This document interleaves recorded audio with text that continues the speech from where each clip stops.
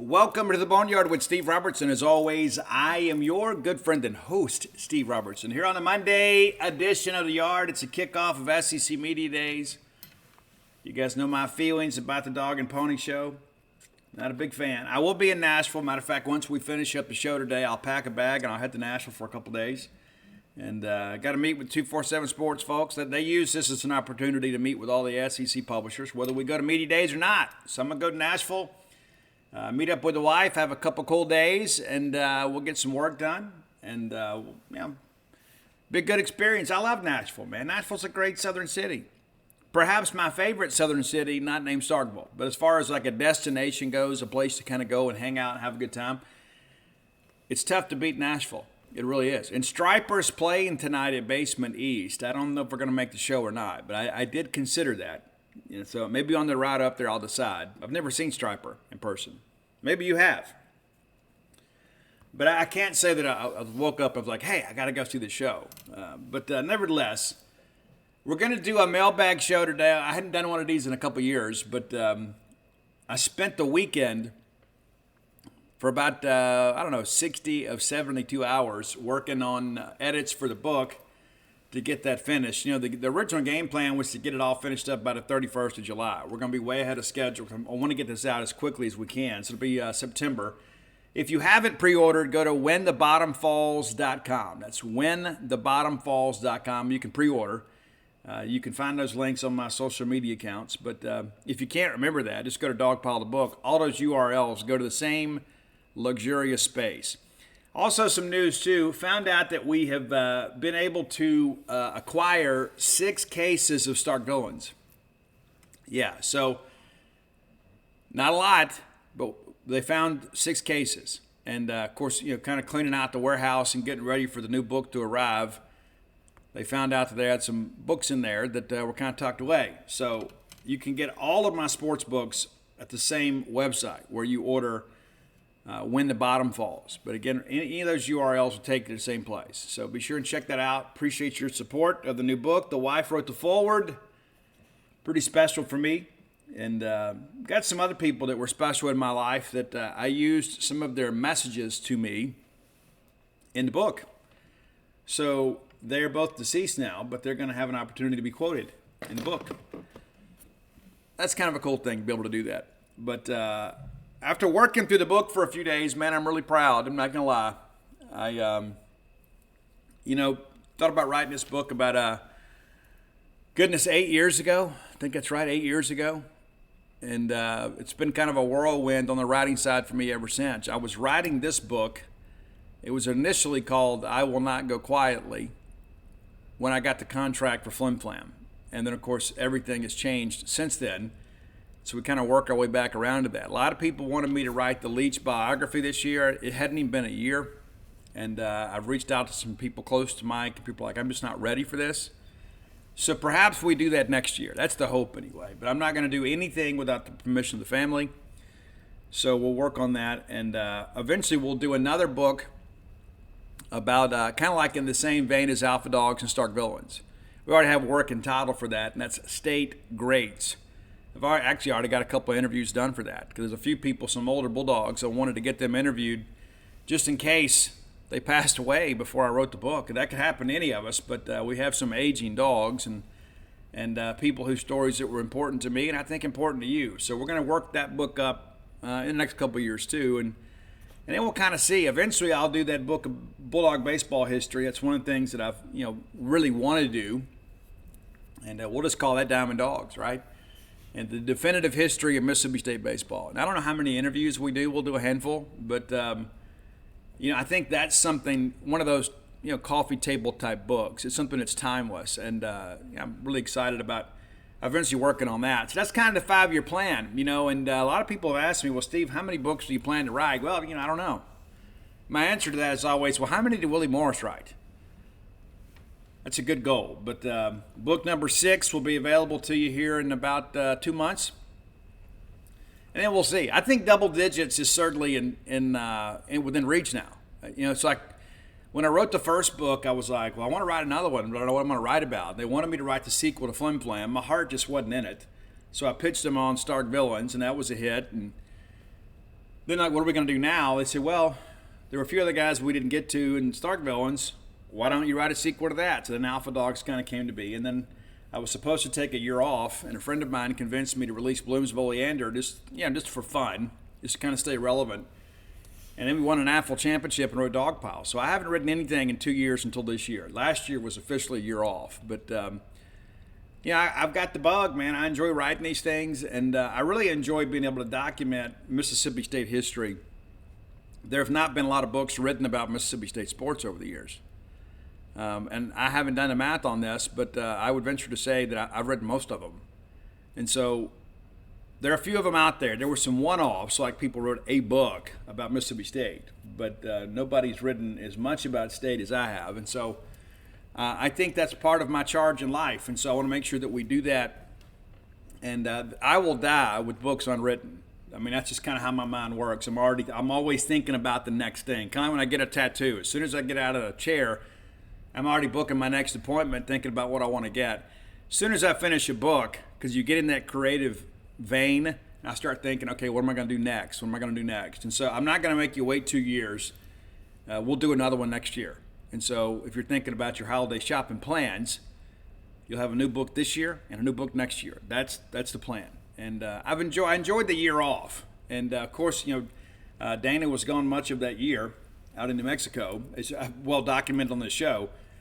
Probably should have used some of that time to write a book instead of laying around feeling sorry for myself. But all that said, I'm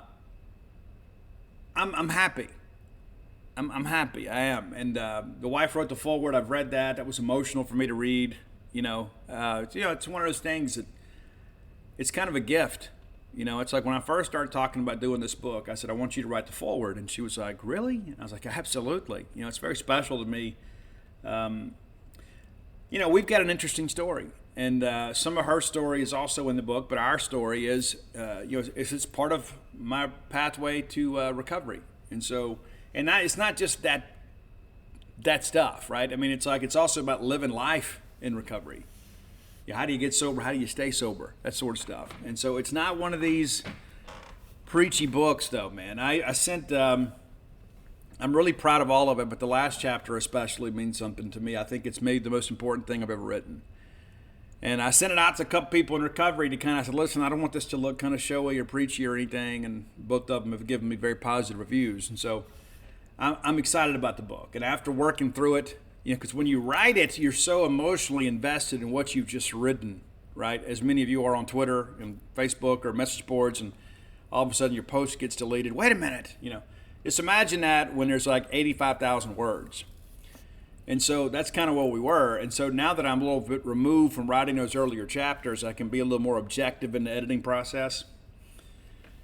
And it's very exhaustive work. And so I worked through all that stuff the last few days, and I'll send the final 4 chapters in before I leave for Nashville, kind of with my stamp of approval. And then it'll come back to me with a little more things here and there. It's a long, laborious process. As I've said many times, it's fun to plan a book.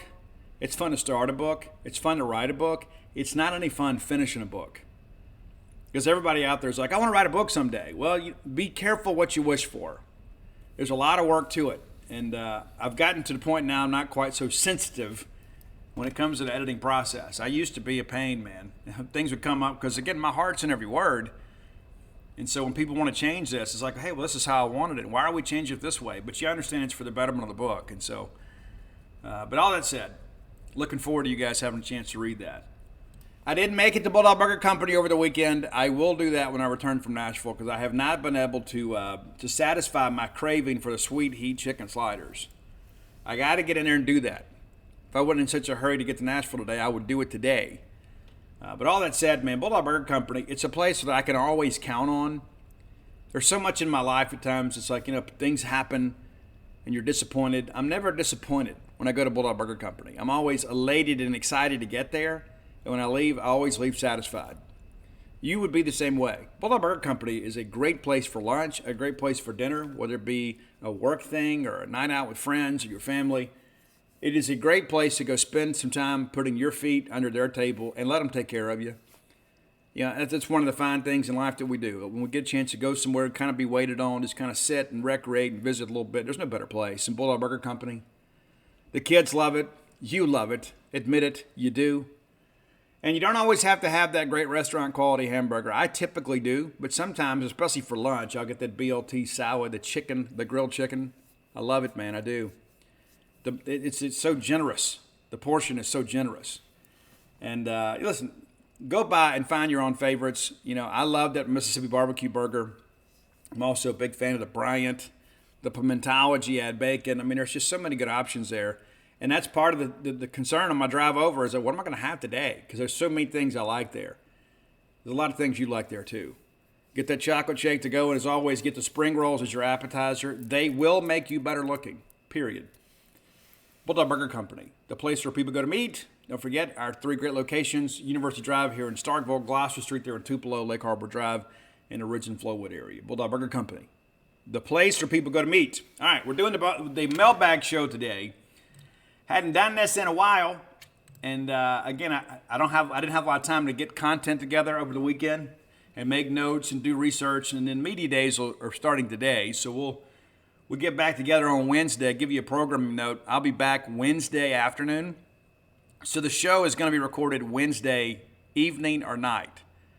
So when you wake up Wednesday morning, the Boneyard won't be waiting for you. Just letting you know now. I'll get it to you late Wednesday night because I'm going to enjoy this time with my wife, and then I'm going to come home. And by the time I get home, I'll be ready to record the show. But, just be prepared. All right, so here we go. I asked our Genespage.com subscribers for some questions. And some of these are Mississippi State related, some of them are not. I'm not going to be doing a weekly show like the Rumblings with Brian and Robbie. We're not. And so Brian mentioned this to me years ago when I used to go to Brian's house to record. Hey, just do a mailbag show. And so I've done this maybe 2 or 3 times. So here we go.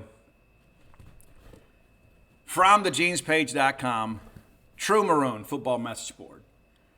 Slewfoot37 says, if you had to pick one guy to get a hit to win the national championship, who would it be? I personally would go with Jake Mangum. That's a great pick. A great pick. I think most people would go with Jake Mangum. But I'm not most people. And I love Jake. Got a great relationship with Jake. Love that kid to death, man. His family's fabulous. Of all the people that I've covered in my years of covering Mississippi State, I don't know that there's any I like more than Jake Mangum. Love him, man. Love that family. But I got to go with Tanner Allen here. And here's why. When I wrote Dogpile, there was one of the things that I noticed, that it seemed like every time late in the ball game when State needed a hit to start a rally or a hit to score a run or a hit to walk a game off, more times than not, it was Tanner Allen. In fact, I only remember one time it didn't happen, and that was in that game 2 against Missouri. He came up in a big situation. I want to say struck out. But there was a clutch gene with Tanner Allen in big moments that I think if we're in Omaha winning a College World Series, I probably already got Jake on base, right? I'm going with Tanner Allen. That's me. You may feel differently. Now, there were times, when Will Clark played for the San Francisco Giants, I loved it when Will came up because I knew something special was going to happen. But with the game on the line, I know that TA is going to grind out an at-bat. I know that he's going to spoil pitches. And I think more times than not, TA is going to come through. So I'm going Tanner Allen. So thanks for the question, sir. Spee, S-P-E-E, says 2 questions. Number 1, are you aware of a portal backup plan if we don't land Holman? Well, yeah, I think I am. I think so.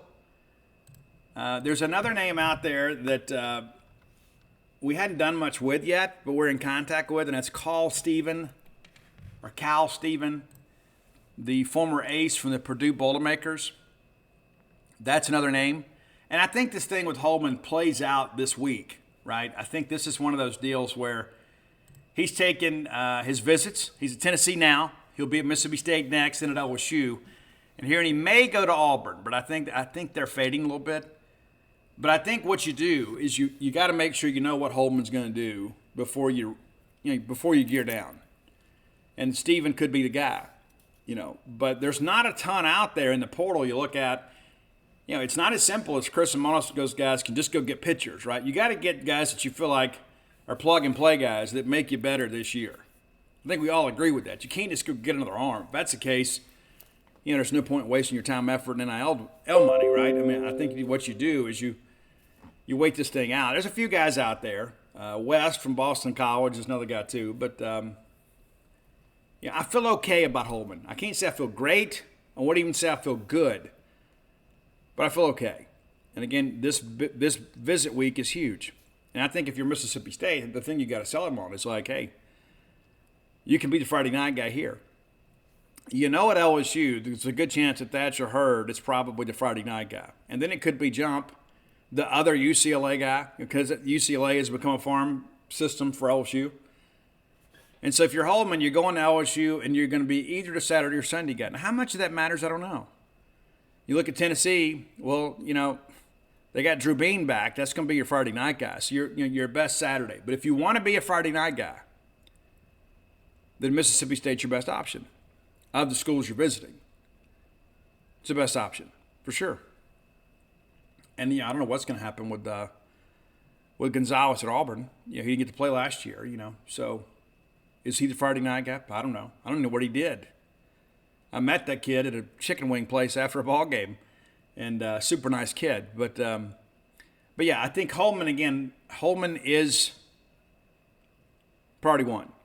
But yeah, there's some other names out there. But again, we can't just go get a dude, right? I mean, I'm not going to mention any names, but the reality of it is this. We can't go out there and sign guys that aren't better than what we already have. And we're going to see some guys make a jump this year. We've had that discussion on the show before.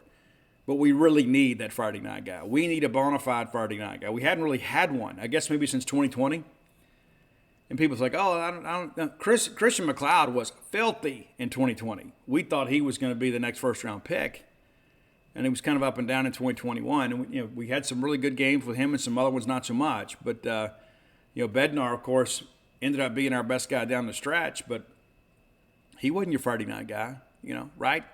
And so you kind of understand my point. We haven't had that guy from day one. You say, this is our Friday night guy. This is the guy that's going to go out here and win a bunch of games for us. We need that because it allows you to move Lofton, Durangelo, all back a day. All that's important too. Number 2, percentage chance of flipping Daniels, Beavers, and Eccles. Well, that's a good question too. Well, he's referring to Conan Daniels from West Point, who's committed to Florida. Cameron Beavers from Bay Springs is committed to Ole Miss. And William Eccles is committed to Houston. I would say the most likely of the 3 might be Beavers. Daniels, I feel like he's locked in with Florida. Now, things could change. Obviously, Billy Napier and them have another mediocre year, and they're projected to. That might cause some trouble. And I think State would be in a good position to get him. Cam Beavers, I like Cam Beavers a lot. I think he's going to be a true 3-tech. That said, he is going to have to put on a lot of weight. He's not the biggest guy. Got a big frame, real strong kid, but he's going to have to add some mass. So you look at him and you say, you know what, this is a developmental guy, even though he's ranked high. This is a guy that you have to project with about, 60 pounds on him, 50 to 60 pounds. What's that going to do to his athleticism? Right, that's the thing. I think he'd be okay. I think he can carry the mass and still be an athlete. But I think State could get him if they wanted to. I've heard there's a lot of ebb and flow with this thing with him and Ole Miss. And then there's Eccles. I think Eccles really wants to go to Ole Miss. I know there's a lot of people that continue to suggest it's going to work out. And it may. But I would say, working through all this, it's just all of them are possible. I don't know how probable any of them are. So I couldn't really quantify a percentage. But could State sign one of the 3, 2 of the 3? All 3 of the 3? I guess it's possible, but it's not very probable. But I think when I look at Daniels, I think he's a difference maker, though. If you could have your pick between the 3, I'd pick Daniels. But I think Beavers is probably the closest to flipping. 84 Dog says, could this potentially be the best sports year in MSU history? I have high hopes for football, very high expectations for men's and women's basketball. I'm optimistic the baseball lineup will be very good and expect marked improvement from the pitching staff and a ton of contributions from the portal. I think it could be. I laugh at some of these projections, and maybe I don't know football. I think I do. I mean, I've covered it for a long time. I've watched it my entire life, and usually old wins in college football. Old typically wins in every sport in college, but I think in baseball and basketball, you got to find a way to get your most talented guys on the field, like kind of what we did with Dakota Jordan last year. Dan Mullen would never have had Dakota Jordan on the baseball field last year if he'd been our baseball coach, right? Because Dan was so loyal to veterans. In football, though, experience really matters. It matters in every sport, but probably more so in football. And that's why I'm so interested to see they're going to pick a 6th or 7th in the West this year. Crazy. But yeah, are we an 8-4, 9-3 type team this year? I think we are. Are we an NCAA tournament team on the men's and women's side? I think we are. Do you think baseball's going to be in an NCAA regional next year? I do. So, yeah, one could make that argument. I mean, hey, you think about where we are this summer, especially if we beat South Carolina in football. I think that's the difference between a good year and a great year. I think that's going to be the difference to kind of probably get us in the top 25 in time because, you got LSU and Bama early. So we're going to be fighting from behind when it comes to the rankings, right? And then people, like always, will get out of the habit of picking us. So it'll take us a while to climb back up there. But the only poll that really counts, if it matters at all, is the last one. As John Cohen told me in 1989, the only poll that matters is the last one. But yeah, we could have a really good athletic year. We had a good one this year. Outside of baseball, it was really good. We win 9 games. We've done that less than 10 times in our history in football. We make the tournament on the men's side. Win a couple games on the women's side. And I think we could argue the men were ahead of schedule. The women we thought had a pretty good nucleus coming back. We thought they'd have a chance to be a tournament team. We thought they were ahead. But we had a lot to celebrate this year. Not as much as we'd like. And a lot of it too, the way the baseball went towards the end of the year, that kind of taints the year until you take a moment to be objective about it. But yeah, I think this year could be a really, really good sports year, which is good for Zach Selman. All right, South BD. I almost called him South Boneyard. How do you feel about our O-line going into the season? I feel great about the O-line, to be honest with you. You got 4 starters back, and you got 5 guys that all have SEC snaps under their belt, filling out that group. The question is going to be, after a couple years of working in the air raid, how quickly will we acclimate to all the counters and the pulls and things like that? We're going to have offensive linemen more on the move this year.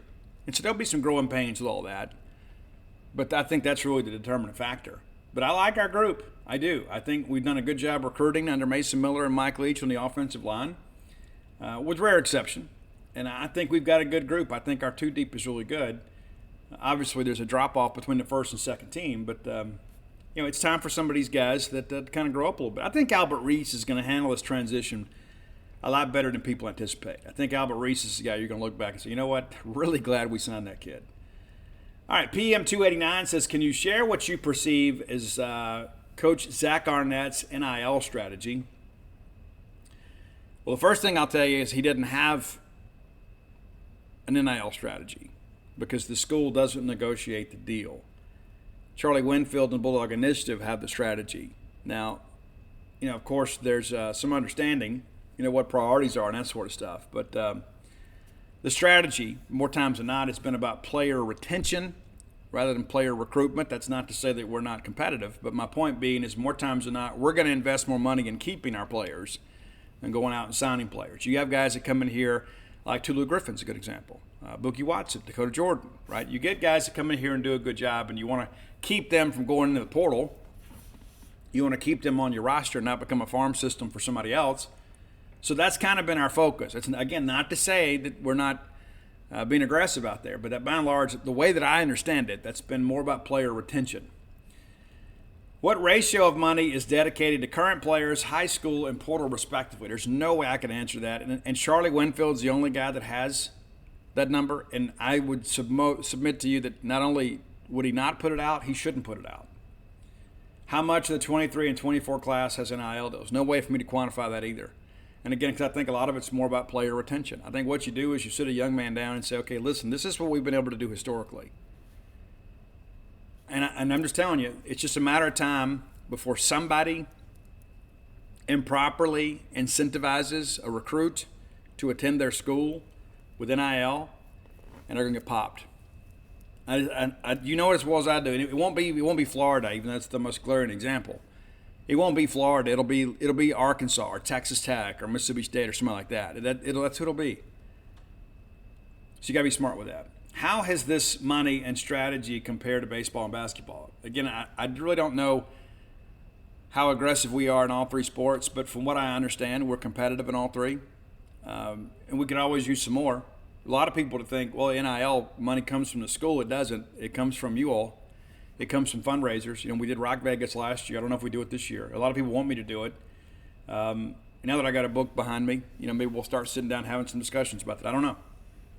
But we got to figure some things out. But yeah, a lot of these questions you're asking, I'd love to give you a better answer, but they're questions probably better asked to Charlie Winfield, and I don't think you're going to get the answers just because that stuff is private and should likely stay private.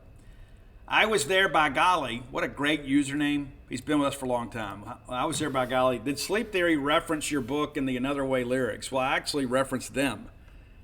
And I think I've told you this story before. When I was on my way back from New Mexico from seeing my wife, and I decided maybe it was time for me to write a book. And this song came on, and it just fit my mood perfectly. And it's a song called Another Way from Sleep Theory, a band out of Memphis, Tennessee. Some big things are happening with them. They're on the road with Shinedown right now. Another one of my favorite bands. And but both of their singles have gone to number one. Another Way and Numb have both went to number one. I love their sound. Cullen, the vocalist, is outstanding. Numb is a little more aggressive in Another Way. Another Way is kind of a power ballad in some respects. But when I was considering writing this book, the song Another Way came on, and that line about when the bottom falls and goes up in flames, when that part hit me, I thought, this is about a breakup, but this feels like a recovery thing, because the metaphorical bottom. People are like, oh, they finally hit bottom. Guys, the only true bottom in addiction is death. Because things can always get worse. People are like, oh, yeah, Steve, I was at rock bottom. No, you weren't. I'm glad you found the impetus to get clean and sober, but if you don't think that things can get worse, you're kidding yourself. It's progressive illness. It can absolutely get worse. I was a guy that tried to kill myself. He's like, oh, well, surely he gets help there. No. Wait till you read the book. No. I was not one of those people that saw the light. I had to feel the heat. But, there is a connection. Matter of fact, I even informed those guys that thank you for the inspiration. I'll be naming my next book When the Bottom Falls. And a lot of it came from inspiration from that song. Of course, that's part of the deal, man. But we'll throw them a bone in the book, too, man, maybe in the acknowledgments. I think if you like modern rock, check out Sleep Theory, man. I love those guys. I cannot wait to go see them at a show. They've only played like 4 shows. Can't wait to see them. Can't wait. Tupelo Todd, we appreciate his contributions to our message board over at genespage.com, the Mississippi State affiliate for 247 Sports. We appreciate him more than he knows. And he poses an interesting question. If you had to choose between A, leading the hotty-toddy cheer at an Ole Miss game, or B, singing the MSU fight song in front of a Davis Wade crowd while wearing nothing but your underwear. Well, there's no decision to make here. Bonus question, because he knows my answer. Which MSU logo would you have on your underwear? Well, these are all, Todd, I appreciate the questions, but these are all obvious answers. There is no way. At any point. You could put me at gunpoint. I'm not leading the hotty-toddy cheer at Ole Miss football game. Nor would they want me to do that. The little thing they do, the Are You Ready thing. Could you imagine like my face shows up there and do the Are You Ready thing? It'd be crazy. No. I would happily sing, and it depends, do I want to wear boxers or briefs? That's a good question, right? I guess it depends on the weather. But what state logo? Well, it's got to be state, man. It's got to be the Scripps State. Period. I don't know. I don't know what size you wear. I could probably pull the walking bully off, but we'll go with state, the state Scripps. So thanks for the question, Todd, and thanks for your contributions to our wonderful community over at genespage.com. All right, time for today's top 10 list, and we'll get back to some more of your questions. Brought to you as always by closewithblair.com. I mentioned to you guys about this whole thing now, but you can be 18 and buy a home, provided your parents co-sign. The more that I have thought about that, the more I realize this is the way to do it if you can afford to do it. If you're going to have a college kid, and chances are many of you are, instead of throwing your money away and renting an apartment, especially if you know they're going to be here, the plan is to go to school and then maybe go to grad school. Instead of throwing that money away, renting something and making somebody else rich, why not buy a condo up here or buy, a home or whatever, and then allow yourself to help your young adult establish a proper credit rating? But in addition to that too, if they decide to stay here, they can just take over the payments after graduation, or they can sell it and everybody recoup some of the investment. And how cool would that be? To think about giving your young person a head start in life. They graduate school and you sell their college home, and then maybe you give them part of that money as a nest egg to kind of get going with their new place. That's what?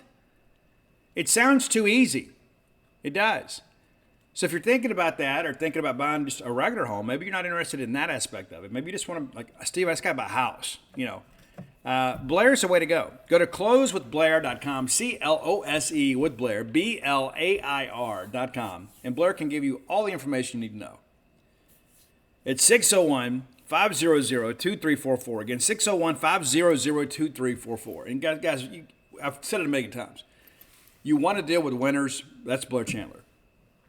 He is. A lot of people out there doing a good job. Blair's doing a great job. Top 1% close ratio in the country. Back-to-back years. That's closewithblair.com. All right. I watch a lot of music documentaries, and I just like to know the stories behind the songs and what the writing process was like. I do, and I like seeing all the old pictures and the humble beginnings. I mean, nobody is ever really born a star. Some people are born with an incredible amount of talent, but it still has to be refined and developed. And so I watch those documentaries, and I love them. I do. I could watch them all the time. I've seen the Robert Johnson documentary. I watched the Sex Pistols little series they did on Hulu, Pistol, which is great. The Leonard Skinner one is great. ZZ Top one is great. I watch them, and I love them. And sometimes I watch them more than once. I think that Kansas documentary is absolutely amazing. I've watched that more times than I can count, from out of nowhere. It's amazing. But I watched one that may surprise you a couple days ago. And I actually had their biggest album on cassette because I am from the 1900s. It's Wham. That's right. Yeah, Wham. It's worth 90 minutes of your time. If you're a child of the 80s or a teen of the 80s or whatever, or if you were ever a fan of George Michael or Andrew Ridgeley, it's worth sitting down and watching. I put it on. It's one of those nights, because half the time my Netflix experience is me just like scrolling through a bunch of movies I've never heard of and would never watch. Oh, well, this looks good. My wife's like, let's watch a trailer. And that kills 2 minutes of my evening, right? So a lot of times, especially when I'm here by myself, I just watch music docs. And so I was scrolling through and I couldn't find anything. I said, I'm going to watch this Wham thing. It's trending. I'll check it out. It's really good. It is. It's really good. And it just encompasses Wham. It doesn't get into a lot of George Michael's solo career or any of his shenanigans or anything like that. But it's good. So if you like 80s pop, I'm going to encourage you, sit down and watch it. And there's nothing inappropriate. There's some people that worry about that. There's none of that. It's just mainly about the music and kind of their development as an artist. It's amazing. So here's your top 10 Wham songs.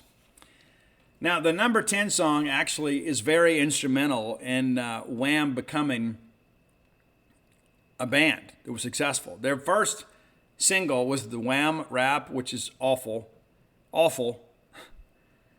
And things didn't work out.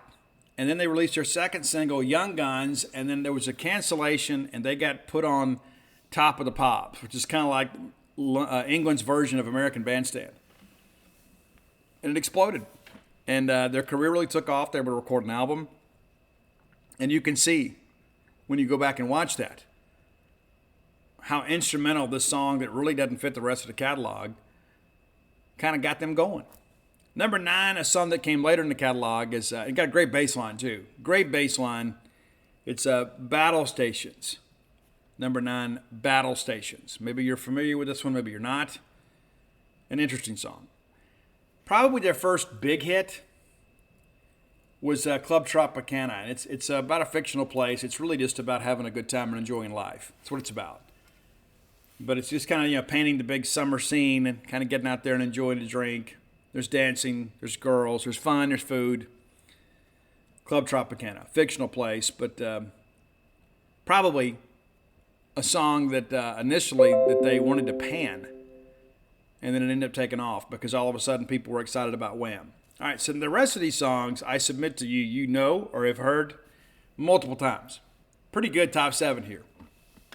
Number 7, if memory serves me correctly, this is the last single that was ever released by Wham as a group, and it's The Edge of Heaven.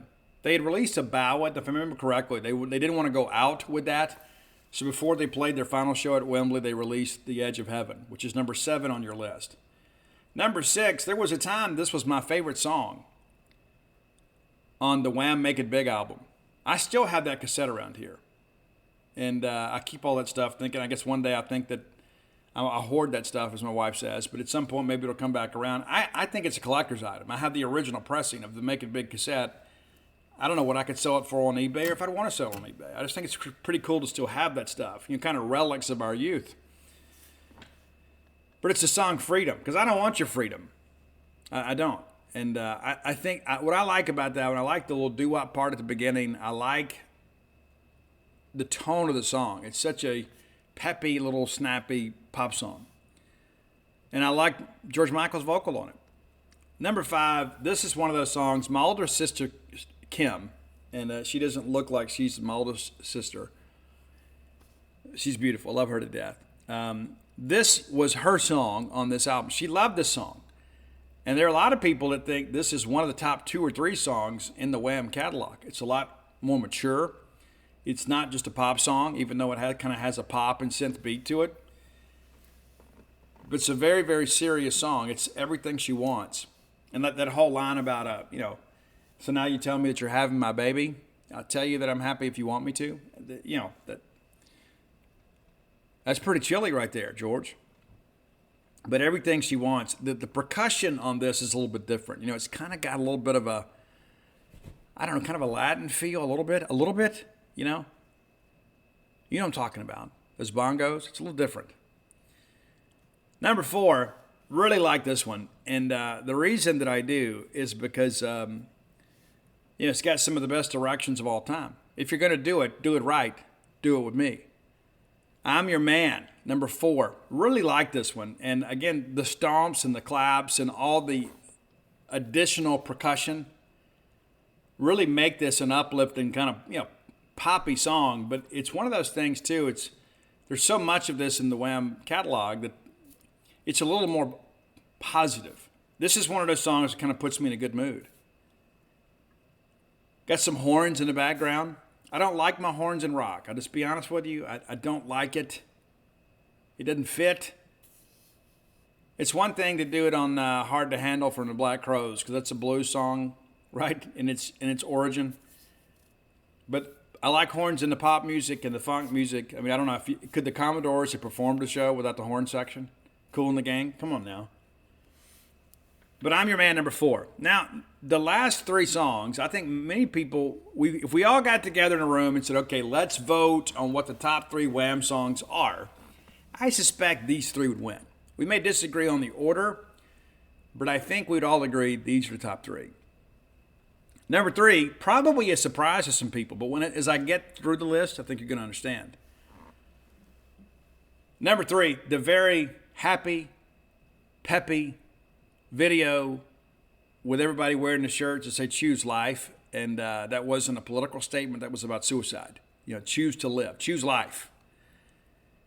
Maybe we should all order those shirts. Choose life. But people would probably mistake that nowadays for something else. But my point being is that Wake Me Up Before You Go is your number 3 song. And what's interesting, if you watch a documentary, they talk about how that came to be, that Andrew Ridgely had written a note and put on his bedroom door for George to wake him up before he left the next day for work. And when he wrote it across, he put wake, Wake Me, Wake Me before, and then he started to be funny and put Go Go, and so George Michael saw it, and then one of the greatest pop songs of my generation was born. Wake Me Up Before You Go Go, because I'm not planning on going solo. And the whole part, too, about, Take Me Dancing Tonight, it's about living life, man. It's a very, very upbeat song. No matter what you think about George Michael, his politics, or how he lived his life, the guy was one of the biggest pop superstars in the world. And as a solo artist, he sold over 120 million records. Are you kidding me? An incredible songwriter. No matter your genre of interest, you got to respect George Michael. Number 2. And George talks about this. They were sitting there watching a soccer game, and all of a sudden he goes upstairs and he gets a 4-track out and he records this song, and it ends up being one of the greatest Christmas songs of all time. It's Last Christmas. I gave you my heart, the very next day you threw it away. Right? Last Christmas is incredible. And what's interesting, they had 3 number 1 hits that year, and that was going to be number 4. And so they work all this together. Okay, we're going to release it right around like 2 weeks before Christmas, and it's going to be number 1. It'll be great. While in production, George Michael got invited to do that song, Do They Know It's Christmas Time? Bob Geldof's big project over there to raise money for the famine in Ethiopia at the time. We had a lot of that back in the 80s. We tried to do these benefits through music. And George Michael said the entire time, he said, I knew then we were going to be number 2, because Do They Know It's Christmas Time was going to be number 1. And it was. But Last Christmas did eventually get a number 1 ranking many years later. Number 1, though, and I think this is the quintessential Wham song. I was amazed to learn that George Michael and Andrew Ridgeley wrote this when they were like 16 and 17 years old, respectively. What is your teenager doing with their life? You got George Michael out here writing Careless Whisper, one of the timeless sad love songs. At 16 years of age, are you kidding me? 16? You wait till Ian gets back from Young Life Camp. We're going to have a big talk about this. It's amazing to think how talented these guys were. And Careless Whisper, everybody knows it. Everybody's covered it too. I think the best cover version of Careless Whisper is Seether, and I'll Die on That Hill. But an incredible song, and I can't remember the numbers, but George Michael auditioned like a dozen different saxophone players because of how important that was in the composition of the song. And that's really kind of what you remember, right? Those opening bars, and you hear that great saxophone part. It's incredible. And they said George was one of those kind of people that was so incredibly focused on what he did that he just saw and heard music in a different way than us. And so again, George Michael gone way too soon, and Andrew Ridgeley still kind of. He was. What's funny too is like he was the driving force behind Wham in the beginning. Like he's the one that had to convince George Michael we're putting the band together. And George was against it, and Andrew stayed on him and finally got it done. And in the beginning, Andrew was so far advanced as a musician, he inspired George Michael to be better. And in time, George Michael, of course, becomes one of the best songwriters of the 80s and beyond. People forget how huge George Michael was. It's incredible. I mean, the album Faith in and of itself, one of the best-selling rock albums or pop albums of all time. It's nuts. But Andrew Ridgeley is the guy that kind of unearthed this hidden gem that was George Michael. And eventually George kind of outgrew Andrew, and Wham, the run with Wham only lasted 4 years. Isn't that crazy to think about? You think about how we're still talking about them, and most of these songs, they all came out in a 4-year period. It's nuts. So enjoy the Wham documentary. If you're a kid of the 80s, or maybe you're just looking for something to watch, I would encourage you to watch it. It's worth 90 minutes of your time. Because you're going to spend 30 minutes trying to pick out something to watch. And you'd already be 30 minutes into this thing, right? So I would check it out. If you like music at all, check it out. I think you'll enjoy it. And thanks as always to closetoblair.com for sponsoring our top 10 list. Next segment of the show is always brought to you by Campus Bookmart, a Starkvillian institution. Campus Bookmart's been around to take care of you. You've had needs in the past. You've had wants, desires for Mississippi State merchandise. They've always come through for you. And maybe if you haven't frequented that location, you should. Easy to find, neatly positioned on the backside of campus. You swing through there, you grab that new Mississippi State shirt, you put that bad boy on, you ride that ride to Davis Wade Stadium with a smile, right? Fun times.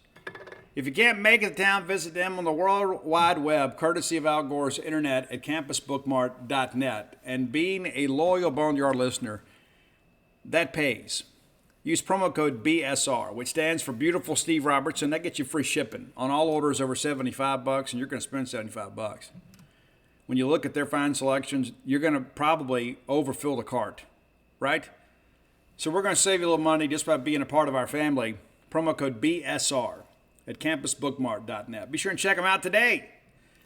All right, back to your questions.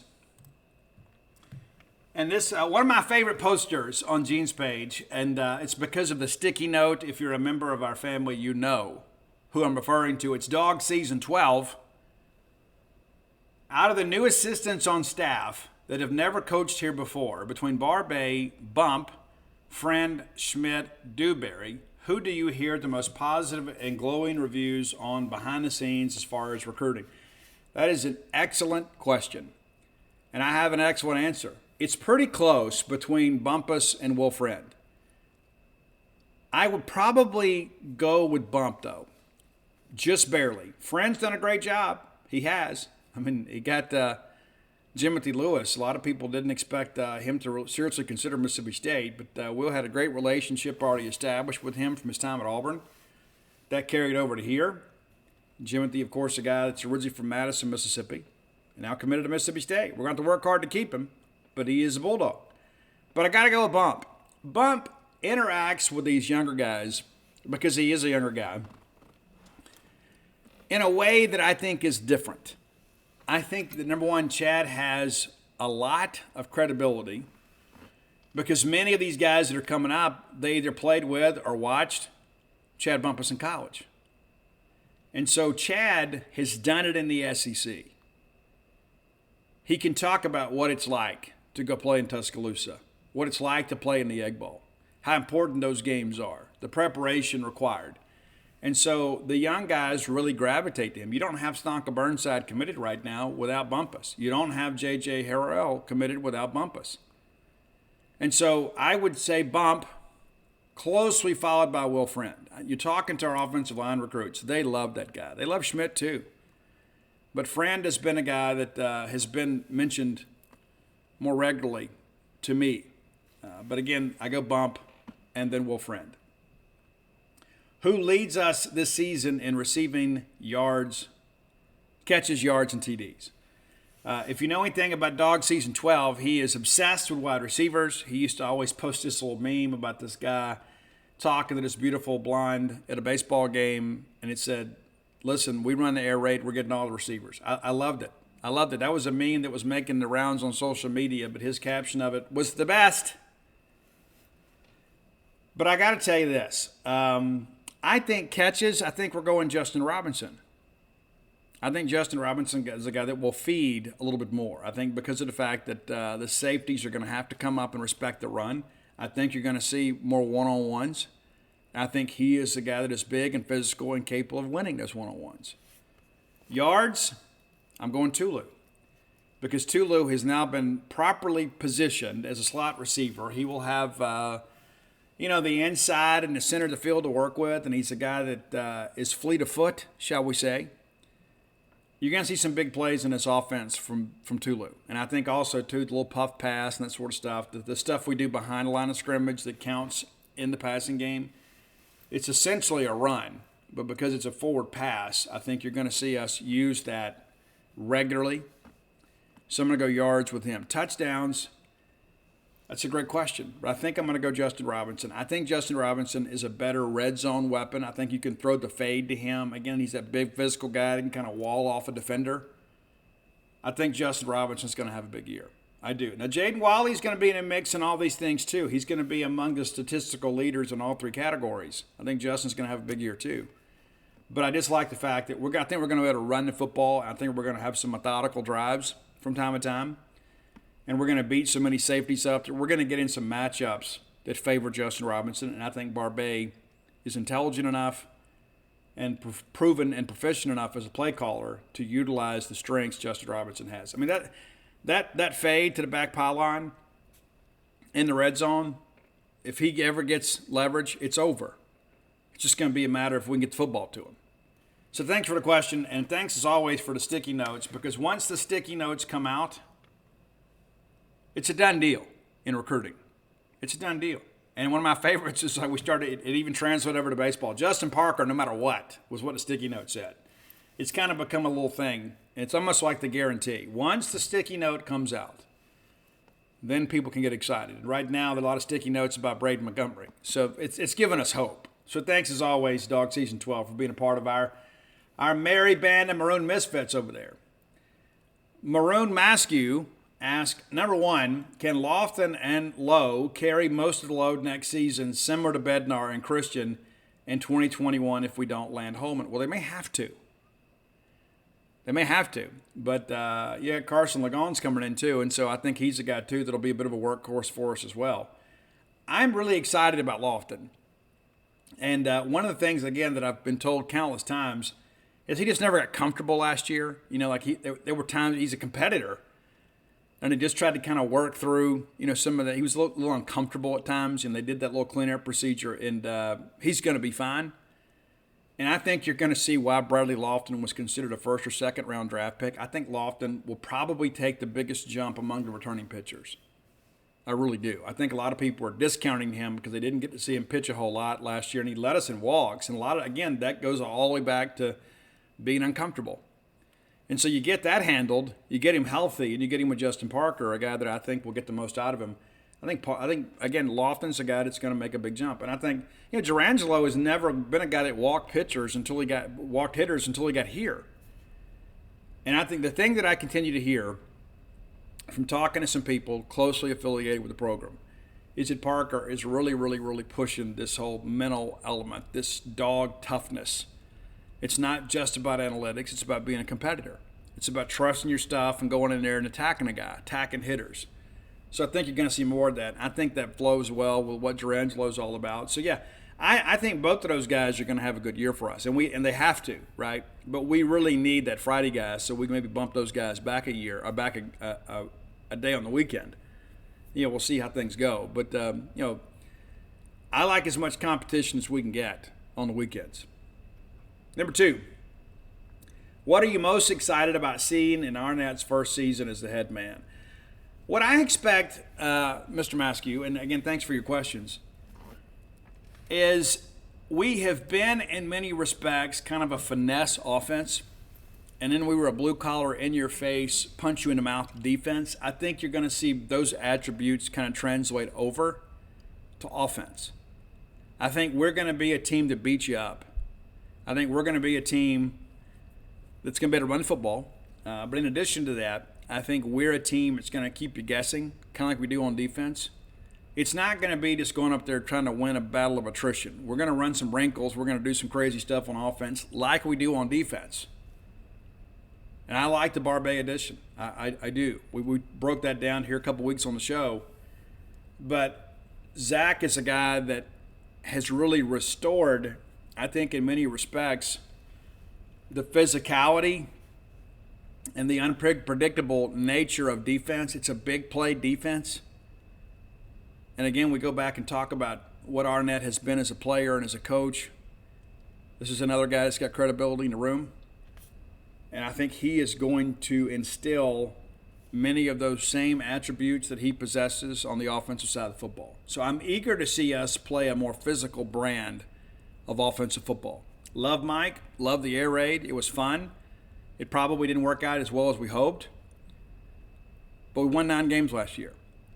But I think we're going to be more multiple on offense, and I think that's going to also save some wear and tear on the defense. I think we're going to beat people up. Oink227, got to pick only one, pumpkin pie or sweet potato pie. I don't like either. But if I had to pick, I would go with sweet potato pie. I would rather have a sweet potato casserole with those marshmallows on the top, but I'm not a huge fan of either. I'm not a big fan of orange. There's something about anything that has carrots in it, I may eat it, be okay. It's got sweet potatoes in it, be okay. Like my wife can eat those sweet potato fries and love life. That's just not me. I can eat pumpkin pie if it's, I don't know if it's in great situations, but I would never pick either. Like if I had the choice, like if you laid them all on the table, if I had to pick between those two, though, I got to go sweet potato pie. JC10 says, why are sports analysts so lazy when it comes to Mississippi State? I don't think it's just Mississippi State. I think many people are just lazy by nature. That's what a lack of accountability does to people, right? Like I love the hot take. Like one of my favorite follows on Twitter is freezing cold takes. Like people come out with these hot takes and they're completely wrong.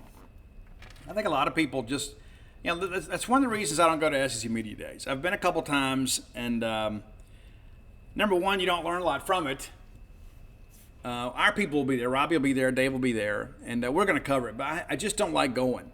I do like the fraternity of the event, to be able to kind of see people that you only see a couple times a year. I like that aspect of it. But as far as a media opportunity, nobody's breaking any news other than Greg Sankey. I mean, Sankey's opening address today will be big and important because of the fact that he'll kind of outline the vision for the SEC, and he'll touch on some things that the league has been working on behind the scenes, as we discussed last week. That'll be important. But the rest of it is just really a chance for everybody to use their expense accounts to go to Nashville, which is a great town, have some great food, get out and kind of recreate. It's kind of like the unofficial kickoff to football season. But there are just so many people that don't do any research before they vote because they don't take that process seriously. And you know what? At the end of the day, there's a part of me that gets that because these preseason lists don't really matter. They don't. Now, the honor of bestowing a young man with a preseason All-SEC honor, that's pretty cool because that makes the wall in the football complex, right? It's something it's a nice accomplishment. To be respected by the SEC media is a big deal as an individual. But as far as a team goes, it means nothing. I think Mike Leach said it about last year. I don't care what they say. Why would I ever ask those guys advice on anything? Right? That's what Mike said. And State was picked low last year and finished third in the West. We'll be picked low again this year. I even saw what SEC Mike, who, listen, I give SEC Mike some credit, Michael Bratton, does a good job kind of finding content out there for social media, but he picked a 7th in the West. To me, and again, I'm biased, I admit that. But if we did blind picks, like if somebody just sat them down and said, okay, this team won X amount of games, this is their returning starters, here's the situation with coordinators, I think most people would pick Mississippi State to be in the upper half of the SEC West. They wouldn't pick us ahead of Alabama or LSU, nor should they. But is State the third or fourth best team in the SEC West? I think you could make that case. A&M went 5-7 last year. Why are people picking them third? You think Bobby Petrino is going to make that big a difference? Those two egos, Jimbo Fisher and Bobby Petrino together, do you really think that's going to be a seamless transition? It's not.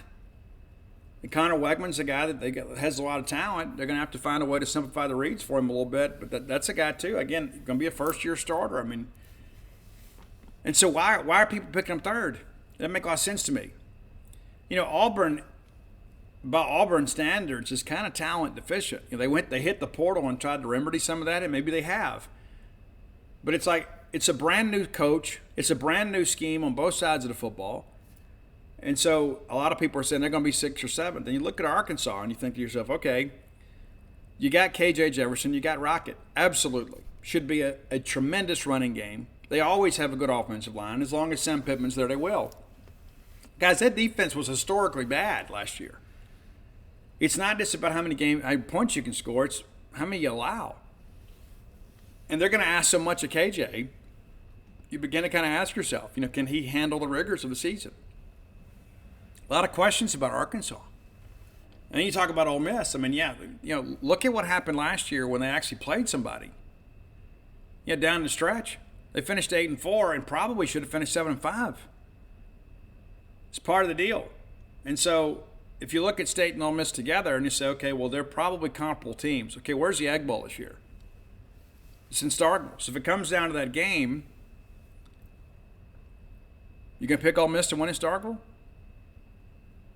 I'm not. So I think State should be in the top half. And I think there are a lot of reasons to suggest that. But it's amazing that the standards that are applied to Mississippi State are not uniformly applied by the media. It's like, oh, well, State's got a new offensive coordinator. That's true. Auburn has 2 brand new coordinators. Arkansas has 2 brand new coordinators. A&M, the only team in the West to have a losing record, they have a new coordinator. So why doesn't that standard apply to them? Why is it just Mississippi State? Well, Mississippi State's transitioned away from the air raid. Well, you've told me for 3 years it wasn't going to work anyway. So you can't have it both ways. So now we're going to go out and run a more balanced scheme. We're going to be worse because we got a first-year coordinator. Well, so does just about everybody else. I mean, run the numbers yourself. It's a much different league this year from a coordinator standpoint. Offensively, things are going to be different. It's frustrating to me, but at the end of the day, it doesn't matter what everybody says. There's a reason we play the games. All right, Anon6197387_Scout. I have no idea who that was with Scout, but that's one of those default things when we made the merger. He has a handful of questions. Is Zach Selman a game changer for us? Am I right? I think so. I've been impressed with Zach so far, and I wasn't sure what to expect. And in my interactions with him, he's been both very engaging, very intelligent. And one of the things that I admire about intelligent people, I think one of the biggest marks of intelligence are people that listen. They listen. And I think you're going to see some changes. You know, of course, with men's basketball, we brought the students closer to the floor. That's something that a lot of us have wanted to see for a long time. I think it makes us have more of a home court advantage. But I think you're going to see some more things like that. I think Zach is very receptive to the comments of the fans. And I think one of the things that I like about him, one of the same qualities that I admired about Mike Leach, is when I go sit and visit with Zach, he wants to know what's going on with me. It's not just him there as an administrator kind of telling me what's going on with Mississippi State. He has a genuine interest. And that's not to say that John Cohen didn't. John and I are great friends. But, Zach doesn't know me, right? And every time we sit and talk, I learn a little something about him personally, too. So it's not just about the job. I think Zach is a very genuine person. I think you guys are going to like him a lot. Number 2, I feel like 9 wins this year. Am I off base? I don't think you're off base. I think we got a good chance to win 9 this year. Again, we've only done that back-to-back years, twice in our history, and that was 14 and 15. That's it. It's pretty nuts. Well, the only quarterback that's ever done it is Dak Prescott. Will Rogers has a chance to do that too. And Dak Prescott, of course, is the most iconic player in our program's history. And Will Rogers has a chance to match that accomplishment. I think Will Rogers is underappreciated. I've said it before on the show. I think when we look back in hindsight, people are going to realize how good we had it with Will. And listen, Will is not a dual-threat quarterback. That's not his strength. But Will is an incredible leader. Will is a guy that's well-respected in the huddle and in the locker room. And Will has done some amazing things here. He has. And I think he's going to put up a 9-win season this year, or perhaps better if we upset somebody. And I think we're going to look back and say, you know what, that guy had a big-time career here, and we didn't really appreciate it when we had it. Number 3, where does both basketball teams finish this year? That's a great question. I think both of them, I think you're probably looking for placement within the league. I think we're top half of the league in both. I think the men's team is going to be a lot better than what we had last year because we have the nucleus back. We have added some interesting pieces. And I think Chris Jans is a winner. And that matters. Sam Purcell is recruiting near the same level that Vic Schaefer did. And I think the women are going to be good. I think we've made 2 really good hires there. And I think both of those teams are going to be NCAA tournament teams this year. We've got to be a little bit better in the post on the women's side. But I think this year the men's team is capable of some pretty big things. I think we're going to wreck somebody's season on the men's side. I think there's some teams out there that probably have some very high expectations this year that they're going to remember the night they came to the Humphrey Coliseum. Number 4, do we host this coming year? And Kendall Rogers is not deferring those questions to me. Kendall's my friend, too. I know some of you guys have beat him up lately on social media. Kendall's my friend. I don't always agree with him, but we do trade messages from time to time. And like a lot of times if I hear things about coaching stuff, I'll send it to him. I will. I mean, if it's not a story I'm going to write, if I hear something, because there's going to be a day I'm going to ask him for something, and I do. Hey, what are you hearing about this? So, it's not a one-sided relationship where I'm just a consumer. I try to be a contributor. I like those guys at D1 Baseball. I do. I like KP. I love Fitty. I've met all those guys. And I respect the fact that they get out and actually go to games. And it's a big crew. It is. But do we host? I think a lot of it boils down to how we do here in the portal here in the next couple of weeks. If we get that bona fide Friday night guy, we host. If we don't, we're a 2-seed somewhere. But that's the thing about being an SEC team. I mean, if we go in there as a 2-seed somewhere, you still have a very good chance of winning. But I like my postseason baseball local. I think it's good for the local economy, obviously. But coming to play here in front of 15,000 people, that is something that most people can't do. As we saw that Notre Dame Super a couple of years ago, the number one defensive team in the country, and they came up here and it's absolutely imploded. And it was because of all of you. We had a great team.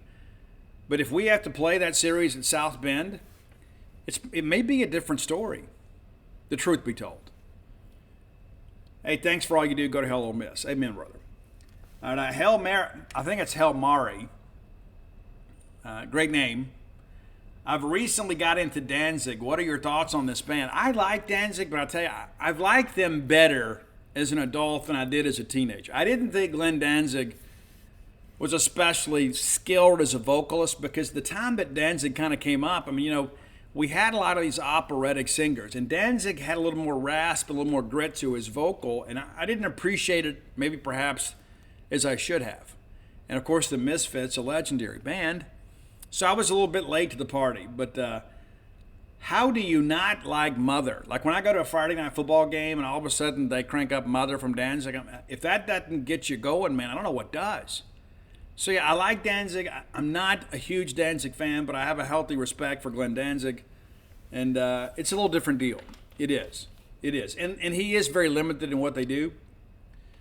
But it's interesting. Okay, Paper Spaceship. Can we get a ranking of your top 5 favorite posters on Genespage? Well, I don't like to play favorites. I mean, you're all like my kids, I don't know that I could give you a top 5. Let me think about that for just a second. I do like Dog Season 12 a lot. I do. One of the things I like about him, number one, he's usually very positive. But in addition to that, when he and I disagree, it's never a personal thing. Like, we can have the opposite take and still be friends. And I think if more people were like Dog Season 12, that we can agree to disagree and still have respect for each other, the world would be a better place. And there have been times we've had some very heated discussions about things that we both disagree about, we're very passionate about. But yet we remain on friendly terms. I think that's an important thing, not just in the internet community, but in life. So Dog Season 12, easily one of my top 5s. This may surprise you a little bit. Colonel King is one of my favorites. Yes, he gets extremely irrational about football recruiting. He thinks we ought to be able to get everybody in the country, and why aren't we getting more 5 stars? But on the baseball side of things, his knowledge of the game and the ability to scout, I lean on him a lot when I have questions. And there'll be things that'll pop up in baseball. I remember a couple of years ago when I guess Ole Miss was playing Oklahoma. I can't remember who they were playing. They were in Omaha. And Mike Bianco elected to pinch hit back-to-back left-handers against a left-handed pitcher. And I'm like, well, that just kind of goes against everything I know about baseball. So I'm like, hey, are there any analytics to support this? Well, sure enough, there were. That particular pitcher, I believe he was Oklahoma, the splits against lefties was not good. Now, granted, he did get both of Ole Miss's left-handers to get, I want to say he struck them both out. But to have that resource available to us, to be able to ask somebody that has the ability to give us the analytics about stuff, to kind of get into that side of baseball, it's a tremendous contribution to our community at genespage.com. And again, I know that on the football side, it's a much different dynamic. It is. Much different. But I like Tupelo Todd a lot. Tupelo Todd kind of improves the scenery around there. A lot of people don't like the GIFs. I like using GIFs. I do. Because sometimes the GIF will say what I can't. Todd doesn't try to articulate his point with a GIF. More times than not, it's a beautiful woman or something like that. And sometimes there's some silliness involved with all that.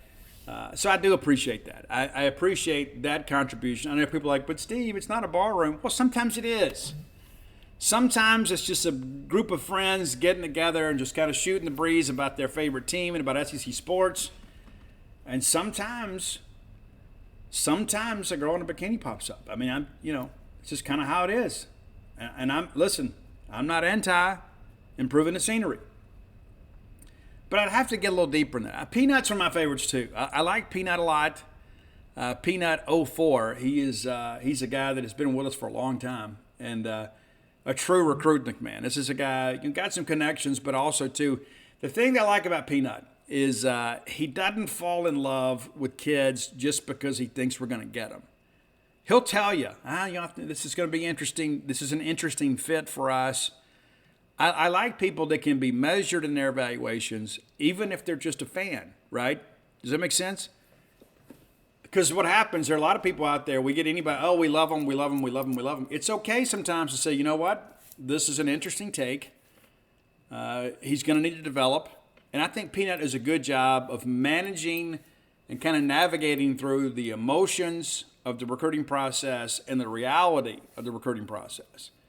Because there's a lot of kids out there that have a lot of numbers and stars next to their name that may not be the best fit for Mississippi State. And I'm not trying to sit here and say we shouldn't go out and recruit the most talented players. We should. We absolutely should. But we got to get guys that mesh well with what we want to do. And I think Peanut does a good job of that, for sure.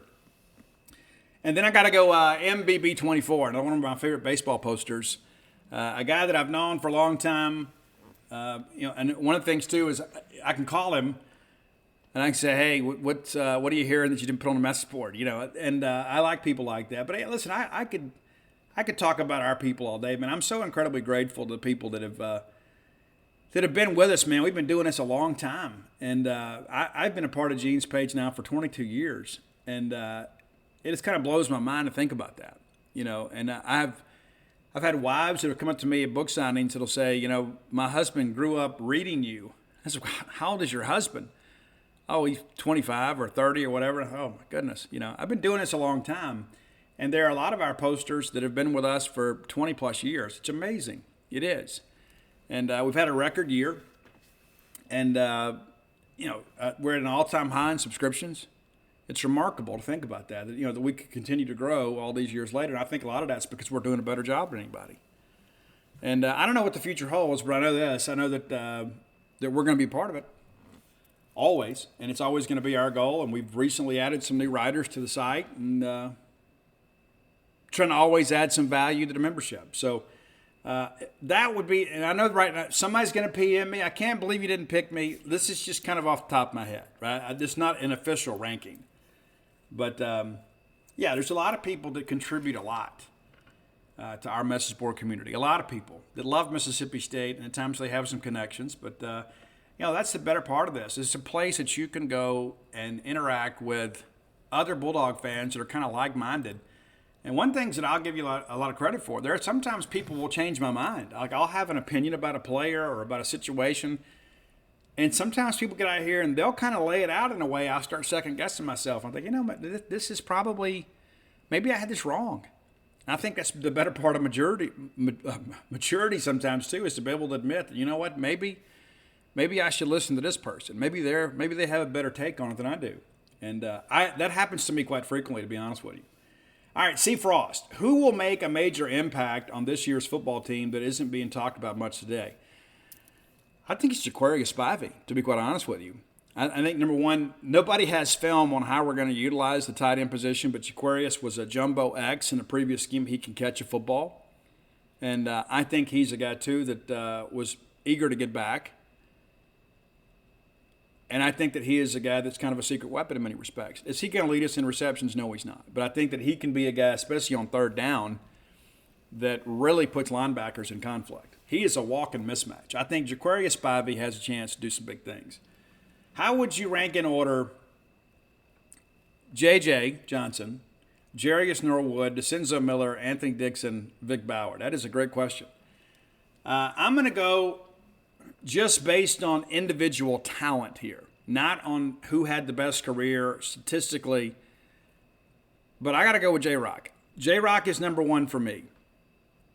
J-Rock, one of the most explosive players, and played on some really bad teams. And God, how bad would we have been if we didn't have him?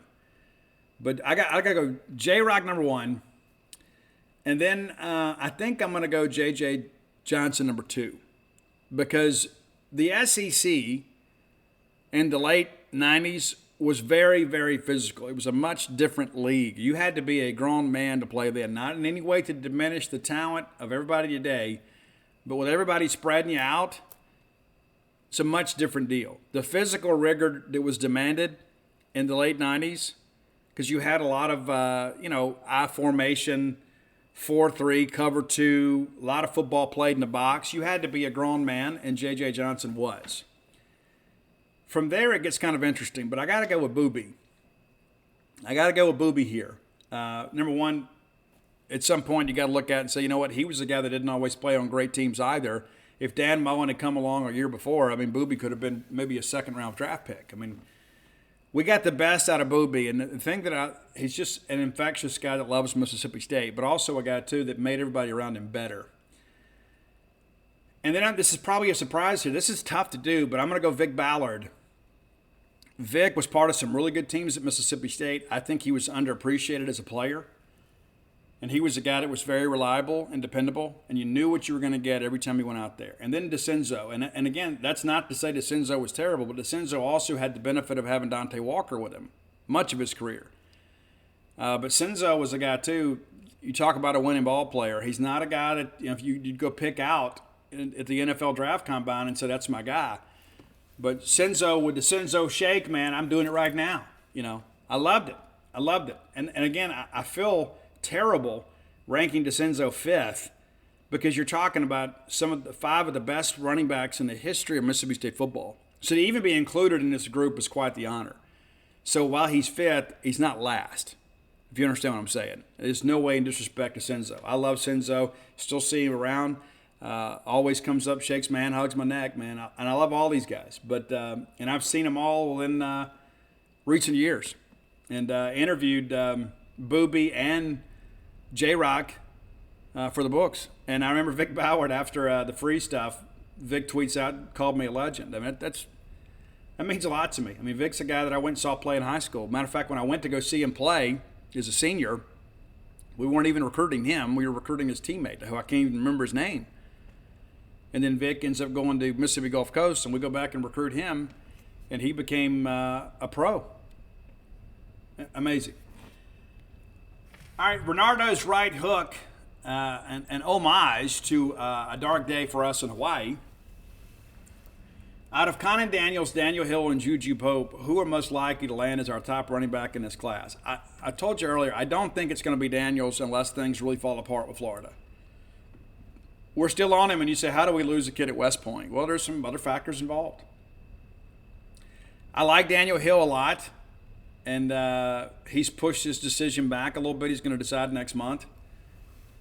I just don't know if we're going to be able to get that thing done. I think he's going to make Alabama tell him no. I know South Carolina has some juice. I don't even know if we get a visit from him. So at this point, I can't with any confidence say that we're going to get him. But I do know that we're working hard to improve our standing there. And you would think, being the son of a former Mississippi State player, we wouldn't have to work this hard, but we are. And there's Juju Pope. I think Juju Pope, I think we take him. I think if we're based on these three, I think Juju Pope, who's committed to Arkansas, I think he is the most likely of those three to choose Mississippi State. Bulldogs 231. Are you worried about South Carolina? Yeah, a little bit. That's going to Williams-Brice to play is going to be interesting. I've never covered a game there. We don't get to play there that often, which is a shame. That's why this new schedule rotation should be a good thing for us. I don't know how many of you folks have been to Williams-Brice. I've never been. Been for baseball, never been for football. So I'm looking forward to going and doing that and marking that one off my Bulldog football list. There are only 2 stadiums in the SEC I haven't covered in. That's the Swamp and Williams-Brice. So I'll take care of that and get that off my bingo card this year. But, yeah, I'm worried about it. Anytime you've got to go on the road in the SEC, it's a big deal. I'm kind of glad we get them early. And Spencer Rattler is a guy that when things break down, he can hurt you with his feet. And, the last year against Arnett, the teams that gave us trouble were teams with a mobile quarterback that could kind of create and extend the play. So that could be something that worries me. They did lose a lot. They did. But they do have, one of the more proficient quarterbacks in the conference that are back. We're going to have to be able to stop the running game, without a doubt. We are.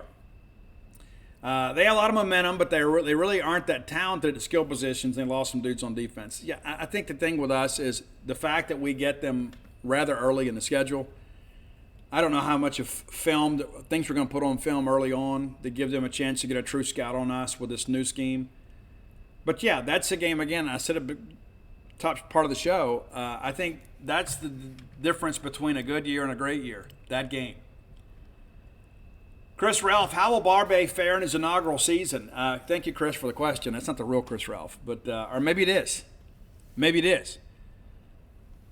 I think Kevin's going to do well. And we broke that down here a couple of weeks ago about how Appalachian State last year, despite the fact that they were coming off a 10-win campaign the year before, actually got better on offense in Barbay's first year. They were better in every statistical category as far as average yards per game. They scored more points. They achieved more first downs, more passing yards per game, more running yards per game. Total offense was up. Everything, including third down efficiency. Every offensive statistical category got better in year one under Kevin Barbay at App State. What that tells me is that guy knows how to call plays. That guy knows how to set up plays. That's a guy that understands the flow of football. And I don't know that he's ever had a defense of caliber of the one he's going to have this year to work with. That's an interesting dynamic of it, too. That was the problem at App State last year. Defensively, they kind of struggled. They could score. They just couldn't stop anybody at times.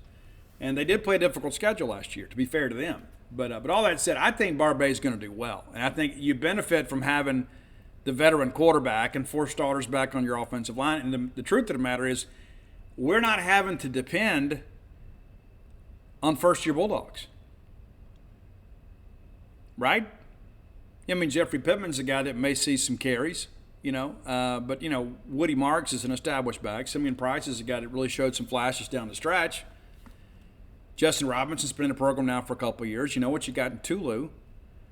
So you're not having Kevin Barbay is not having to bring guys in and then teach them about college football. He's only having to teach them about his scheme and his philosophy. So I think he hits the ground running. Davis Wade Dog with our final question of the day. Who scores the first touchdown this season and how? I'd love to be able to tell you it's Tulu Griffin on the opening kick return against Southeastern Louisiana. And I don't rule it out because I don't think Southeastern's going to be able to kick the ball into the end zone, right? So, and how many times have we talked about that? That has probably been one of the stats we have made the most significant on this show is teams that can't routinely kick the ball in the end zone have to kick it to Tulu, and that allows State more times than not to get plus field position. So yeah, I could see Tulu taking it. Well, how fun would that be to open a kickoff of the year and Tulu takes it back? Can you imagine the cowbell clang? How amazing that would be? It'd be incredible. I think in the end, I'm gonna go on a dark horse here. I'm gonna give you 2 choices, but I think my pick is Woody Marks. I think we'll get down low, and then Woody will punch one in from close. I think Woody's going to have a big year. I really, really do. But I think Jaden Walley. Will Rogers and Jaden Walley, that's probably my second pick, is Will finding Jaden. Will has a great rapport with Jaden. You can tell sometimes he really looks for him because Jaden Walley has a ridiculous catch radius, absolutely ridiculous, and a penchant for the big play too. But I think what will happen is we'll get a big play, and we'll get inside the 10, and we'll give it to Woody, and Woody punches it in. That's my pick. But, yeah, I'd love to be able to see Tulu light the crowd on fire. And how much fun would that be? I'm so excited for football, man. And media days are here. And, listen, we got some baseball portal stuff to navigate through. But, listen, it's football time, right? It's football time. And not to mention the portal stuff's down to just kind of a handful of names for a couple spots. But SEC media days are here. It's time to get hyped, kids. It is. And I am hyped. And I know you guys are as well. That's an important part of this. Listen, we need you to turn out and support the team, home and away this year, as often as you can. And I can tell you this, some of my favorite memories as a father is looking back and taking my kids to games. And in the beginning, mainly it was just me and Ani. Ani and my friend Ernie Turner and his son Nick, we had season tickets together. And we went for years and years and years, and every year we said, hey, we want to knock off a road location this year. We want to go to one road game a year. And we did. We went to LSU, went to Auburn, of course we went to Alabama. And those were fun moments, not just because I was excited to go, but to see the joy and the excitement of my son. And eventually it became Ani and Audrey, and then Ani, Audrey, and Mia, then everybody. And I've taken them to Arkansas. I've taken them to bowl games. I remember a couple years ago, we played the St. Petersburg Bowl. We all left on Christmas Day. And my poor wife, she's here, and had to work, couldn't go with us, but she made an incredible Christmas dinner for us that we ate about 10 in the morning. And then we drove all the way to St. Petersburg, Florida. We got a few hours sleep and went and go cover that ball game. And thankfully we won. And then the drive home, and we were all pretty irritable by the time we got to around Prattville coming back. But I look back and I'm glad we took the trip, and I'm glad I was able to bring everybody with us. And the girls got on a jumbotron. I still have that picture on my computer, my desktop. Those are memories that I'll cherish the rest of my life. And so it's not just about supporting the Bulldogs. Even that's a big part of it. It's about making memories with our kids. And I never regret packing the car. It's so aggravating sometimes. You know how it is. Like right now, I'm getting anxious knowing that I got to get out of here and go pack a bag and get on the road and get to Nashville and spend a couple days with my wife in one of my favorite cities. And so because you never want to forget anything, but you don't remember that aspect of it, right? You don't remember, oh, we forgot this. What you remember is the fact that, hey, I made time out of my busy schedule and made my kids and my wife a priority. And I would encourage you to do that. No matter who is significant to you in your life, go and make those memories with your kids at Mississippi State sporting events. My dad's last game in person was the Maine game. And what a terrible one to go out on, right? But I was there and had a chance to visit with him. And the outcome of the game wasn't what I wanted, but it meant a lot to me to see my dad there at the game. It did, because I knew how much he loved Mississippi State. I knew how much he enjoyed Davis Wade Stadium and being back on campus. As like many of your dads, he called it God's country.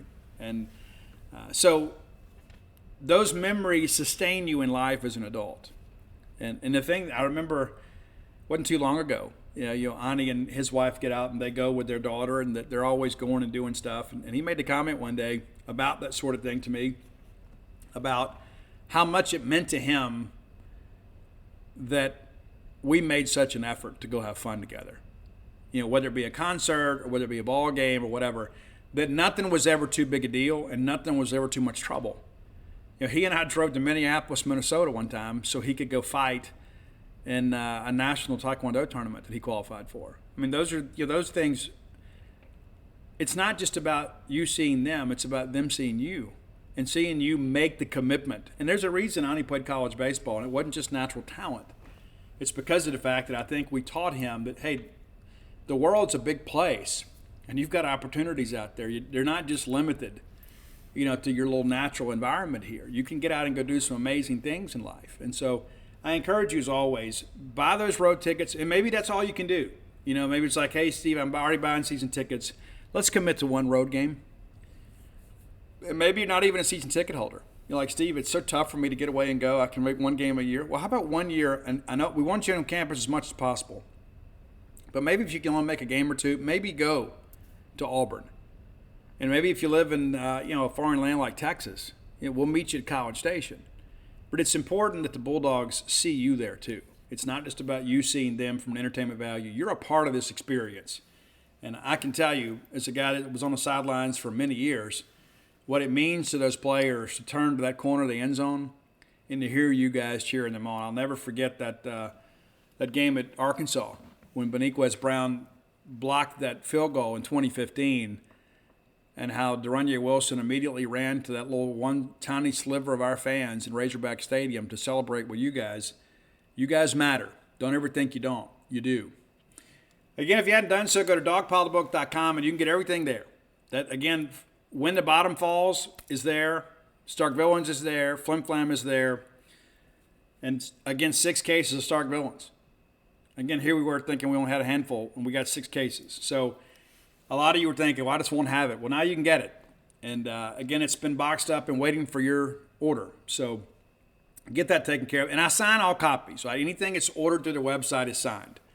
And when the pre-orders come in for When the Bottom Falls, I'll go down there in Jackson and we'll spend a day or two signing books, and they'll get those things shipped out to you. So I appreciate your support.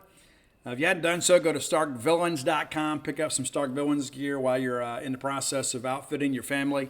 You're going to need those hoodies. You're going to need those T-shirts, and they're a cool shirt too. Again, that's starkvillains.com. I'm going to get out of here and wish you guys the best. And again, reminder, the Wednesday show will be late. I'm just telling you now. And I saw I wasn't even going to talk about this, but one of those guys on Twitter is like, well, Steve's always pushing back deadlines. Well, when you own the company, you could do that too. But the reality of it is that I'd love to be able to be on schedule with you guys. Sometimes Monday, Wednesday, Friday is about the toughest schedule I can put together. But the reality of all that is that between writing a book, raising a family, and having to run this household more times than not by myself, I'm doing the best I can, so I just ask you for a little bit of grace. It's not about laziness. It's just sometimes it's difficult for me to fit everything into a day. Over the course of the last week, even though we've had nothing going on, I've worked about 18 hours a day. So not that I feel the need to explain myself, but I don't want there to be any misunderstandings. I'm just kind of sit around all day watching Netflix. There are most days in this house, the TV never even gets turned on because we're working. It's what we do. And speaking of, I'm going to take a couple days off and head up to Nashville and recreate with the wife and meet with our folks at 247. We will get a little work down there at 247 headquarters and going to do some video hits and things like that. So I don't know if they'll let me wear the hat or not. We'll see. But look for that content here in the next few days over at Genespage.com. And again, thanks as always for your support of everything that I'm involved in. I couldn't do any of this without you. I hope you guys have a great week. We'll look forward to talking to you on Wednesday. But until next time, let's all live our lives in a way we make more friends than enemies and that people can see a difference in the way we live.